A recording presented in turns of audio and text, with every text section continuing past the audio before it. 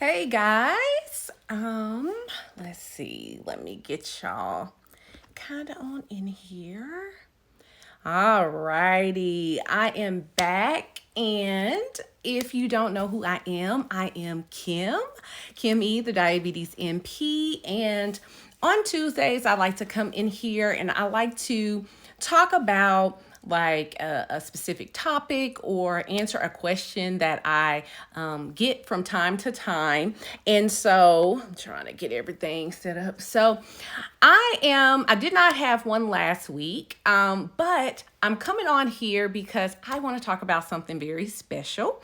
Now, one of the things that I do want to say to you guys, if it sounds like I have like a little bit of a lisp, I do, because I have like Invisalign. Well, it's not Invisalign, it's called Orthofix. And so I have that on and I'm still trying to get used to it on my teeth. So anyways, but for those who don't know, February is Black History Month. And I felt like as my content talks primarily about diabetes, I felt like it was only right that I come on here throughout the month and talk about things that are related to the African American that has diabetes. Now, for those who don't know, I am a Black woman, okay? And so, of course, if you've been taking care of patients any amount of time, if you've been managing diabetes, you know that African Americans are one of the race ethnicity groups that are at high risk for diabetes. And so I wanted to come on and I want to talk, and I'm going to do this throughout the month where I'm coming on and I'm talking about things that are more unique to the African American with diabetes. So today, what we are going to talk about is sickle cell anemia, sickle cell disease, the trait, as it relates to the A1C test. Now, one of the things that I don't think that many people know is that sickle cell disease and the trait, they are lumped in with a group of disease, well, not diseases, but conditions that are considered hemoglobinopathies. Now, to know what that is, basically in a nutshell, there are defects with the hemoglobin. Now, I'm not going to go into the background as to what sickle cell anemia, the disease, the trait is, but it does affect our hemoglobin and it causes a high turnover of our red blood cells. Now, with the A1C, you can see how that can present a problem because the full test is called the hemoglobin A1C. And it's basically a measure of how much sugar is on that hemoglobin, that molecule. And so if you have a condition that affects the hemoglobin molecule, you can only anticipate that there's going to be some issues with the reading and how correct that issue is going to be. Now, let me say this. Sickle cell disease, the trait, is very personal to me because not only does my husband carry the trait, but both of my daughters, my 7-year-old and my 3-year-old, both have the trait. Now, I don't have the trait because if I had the trait, then our kids would have sickle cell disease, but they only have the trait. But even with those who do not manifest the full disease, you want to key in on this. Okay, so hey girl, hey Madeline, how are you? So when I was reading up on this and really learning about this is the thing where my eye went, because again, this is very personal to me. And this is something, because me and my family, we are Black, we are put in a high risk group. And the fact that my husband as well as my daughters have this trait is something that I want to make sure that I'm very well versed in. So let's just get into it. So basically, you have a certain percentage of African Americans that will develop the trait, okay? And then you also have a certain amount of African Americans, as you see here on my notes, that are going to also they will develop diabetes. So as you are treating your African American patients, this is something you do need to inquire about, because you're going to see enough people who are going to have both the sickle cell trait and or disease, or they're going to have diabetes. Okay, so this is something that you can't overlook, but I think it's something that's not really talked about. I personally don't really remember this being talked about very heavily when I went through school.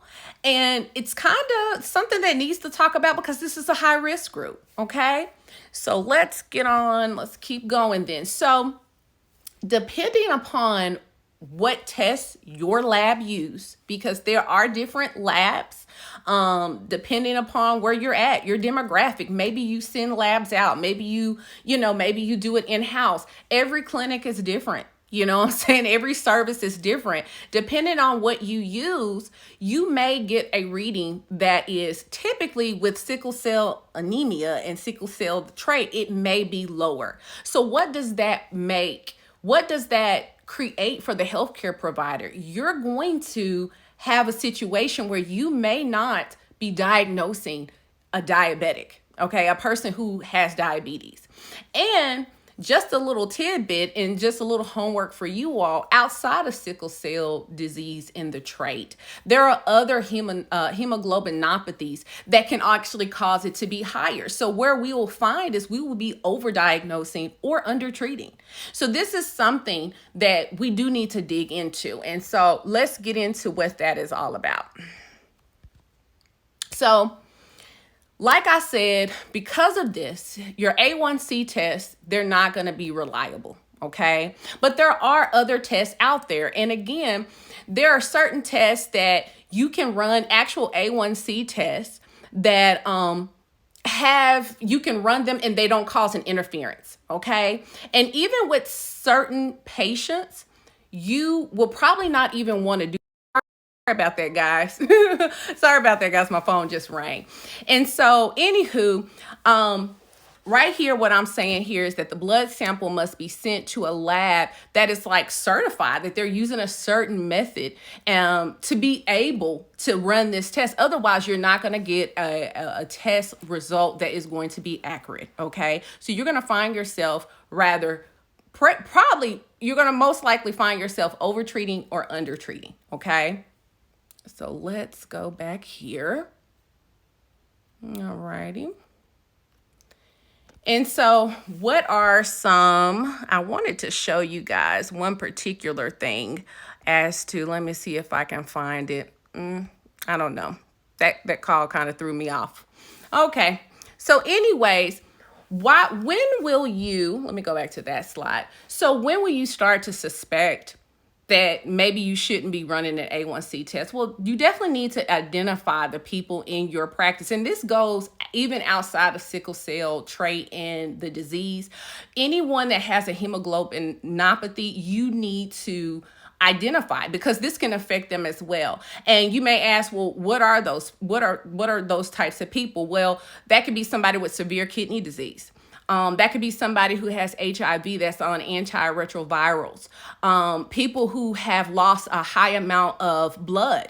They're highly anemic and there's a high turnover of blood cells being made. Anything like that could really skew your A1C result. Okay. And so when you identify these people, that should trigger you to know that my A1C is probably not going to be reliable. And there are alternate tests that you can run. Now, I know that the A1C is our gold standard, but there are other ways that you can diagnose diabetes and that you can treat diabetes. And you can do that simply by getting a fasting blood sugar, plasma blood glucose. And if it's higher than 100, after a 2-hour, you could do the glucose tolerance test that is very common in pregnant women. You can do that.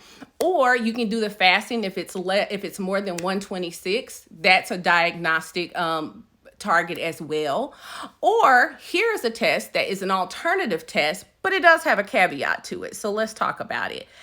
The fructosamine test. Now, the thing about the fructosamine test, it is very similar to the A1C test, but it just has a shorter time period. So where the A1C shows you what your blood sugar has been over the past 2 to 3 months, this is going to show you over the past 2 to 3 weeks. Okay, so it still has some limitations, but this is an option. This is your alternative test, okay? And when you have deemed that A1C to be less reliable, it's not reliable, you do have some options, okay? Something else I do want to talk about too, and I don't have the slide down here, so I don't know why it didn't upload, but anywho, things happen. But another thing that you want to identify after you identify the people in your practice that would have these hemoglobinopathies, you also would suspect something if like you're getting like a random blood glucose or you're getting like a fasting blood glucose and it's not lining up with your A1C. So like these tests should all be kind of consistent. You should be expecting a certain number. And if they're like not lining up, you're like, wait a minute, there may be some interference with this test. And then you can go ahead and you can do some alternate tests as well.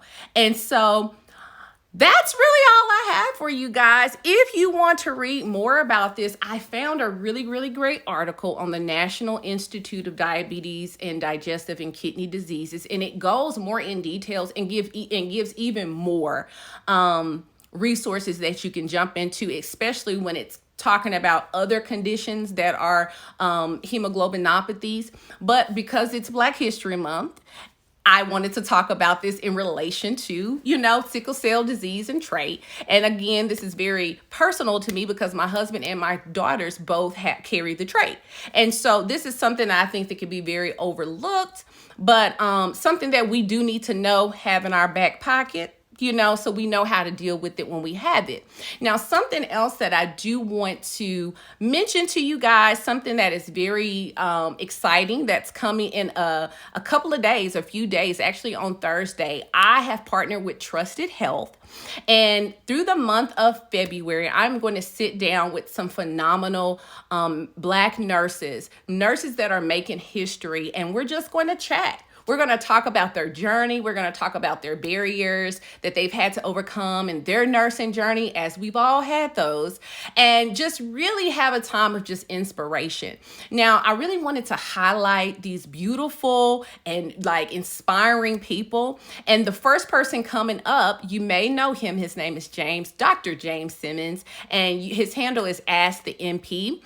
And he is just he's very inspirational to me. Not only is he African American, he is also a male, which makes him a minority in the nursing profession, but he's also a part of the LGBTQ community as well. So he knows a thing about being a minority, and I'm very interested in learning his story. It's going to be on Thursday. If you're on Pacific time, it's going to be at 5:30. I'm on Central time, so that will be 7:30 my time, and of course Eastern, that is 8:30. Every Thursday we're going to come on and have about an hour chat.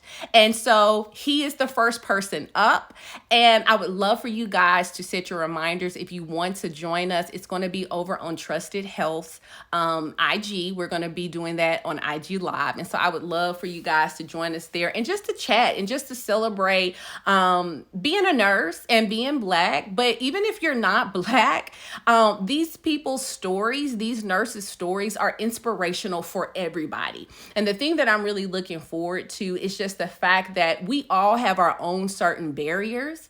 And as you learn more about their stories, you're going to see that they have some stories where they really overcame. And hold on, guys. I got a whole bunch of stuff going on here. Okay. Making sure y'all can hear me. I hope y'all were able to hear me because my volume went down. But I really want to make sure, I'm really excited to talk with them because I really want this to be something that inspires everyone, and not just if you're Black, if you're a woman, if you're a man. I want this to inspire everyone. And I really believe that when you go away, you're really going to be inspired by all of their stories.